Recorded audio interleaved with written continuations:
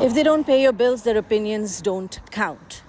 And if they're not wiping your tears off when you're in a sad state or in an uncomfortable place in your life, their opinions don't count. And when somebody who doesn't know you at your core, at your deepest levels, and of course there's, nobody can know anybody completely, of course that exists, that sort of philosophy exists. But for the most part, if people have not stood by you and they haven't sat with you in your pain, in your suffering, in your silence, right? Those are people who are just there to be an audience to your existing reality. So just watch. When you make a decision to change, when you try to upgrade your life, when you start making decisions that don't foster your attachment to your old self, these people will fall away. Sometimes they'll hang on. They'll still have that energetic clause in you, but they will eventually fall away. And some will fall away with resentment. Some will argue the heck out with you. All of a sudden, out of nowhere, you're like, what just happened? I thought you were my friend. I thought you were my partner. You're my papa, whatever that is, right?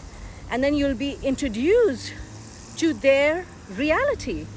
And things that maybe you, as an empath or as a highly sensitive person, intuitively knew, but were not quite able to put a finger on, all right? So when that happens, listen, let that individual, that situation, that circumstance, whatever it is, let it go. That is a form of protection, and that is a form of invitation to your more upgraded self that is trying to emerge in this human existence. All right. And one other thing, I had to make sure I didn't run into traffic. And one other thing it teaches you as well is to never be a person who relies on other people's perceptions and their opinions in order to make a decision about their own life. And in that, it gives you sovereignty. In that, it gives you access to your own spirituality.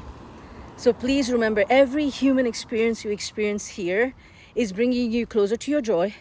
It is bringing you closer to a more deeper connection with yourself, and to experience life in a way that feels good to you, based off of your reality, your perceptions, your way of, connecting to your experiences here.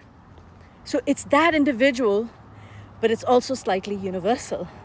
So if they're not contributing in your mental well-being, your financial well-being, your emotional well-being, your professional well-being from a career standpoint, you gotta put people in buckets at times, right?